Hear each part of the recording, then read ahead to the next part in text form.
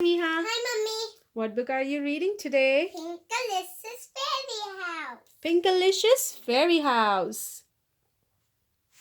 Today we are going to read Pinkalicious Fairy House by Victoria Khan.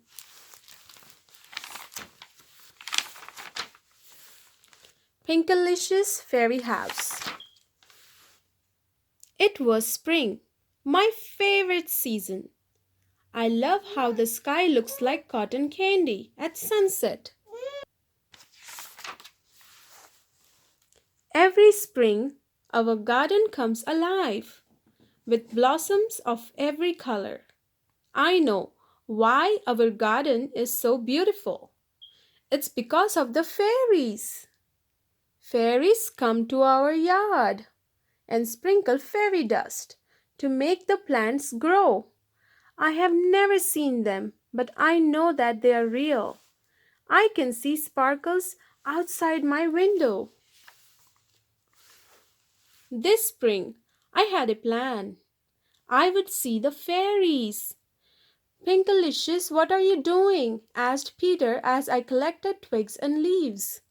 I'm making a house for the fairies to live in. Then they can live in our garden and we will be able to see them, I said. I want to see them too. Let me help, said Peter. He brought out his shell collection.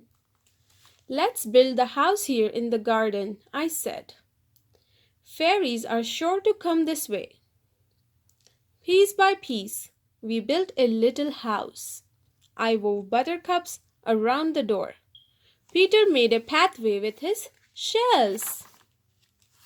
Soon, we had a cozy home for the fairies. I couldn't wait for them to come.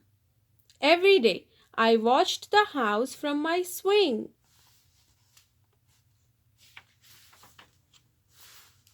I made a pond, a boat, and even a slide for the fairies to find. But the fairies did not come. When Peter saw how sad I looked, he said, "Cheer up, the pink flower buds are blooming." But I wanted to see the fairies. Suddenly, I had an idea. Maybe the fairies only come out at night, I said. Maybe they only sprinkle fairy dust by moonlight. I told Mommy and Daddy what I wanted to do. They let Peter and me camp out and keep watch for the fairies.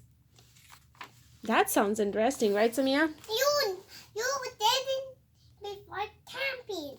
We will go for camping. Okay, When? let's continue. That evening, Peter and I spread out our sleeping bags. I left the fairies a sweet snack of honeysuckle and berries. Do you think they will come?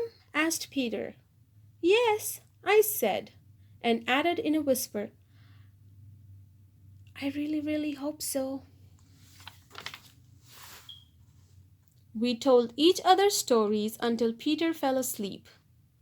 As the night got darker, I heard crickets and owls, but not a single fairy. Once I thought I heard some soft, gentle humming. It was just Peter. He was snoring. I did everything I could to stay awake. I looked up at the moon. I counted the stars. I didn't want to miss the fairies. But as I counted the stars, my eyelids got heavy. I couldn't help it. I drifted off to sleep.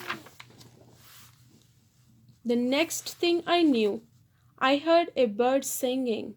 I opened my eyes. It was dawn. I heard hushed voices in the garden. Mommy and Daddy were looking at something together. How beautiful, they said. As I stretched, a sweet smell filled the air. All around me, colorful flowers were in full bloom.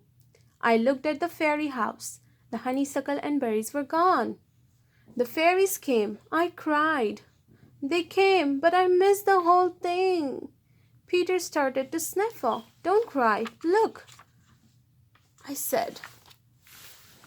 Up in the air, I could see glimmers of light shooting across the early morning sky. Fairies, I gasped. The light shimmered brighter and brighter until it sparkled into sunshine. I knew you were real, I said. My family and I watched the sun come up. Thank you, fairies, I whispered. Wherever they were, I knew they could hear me. The end. Thank you.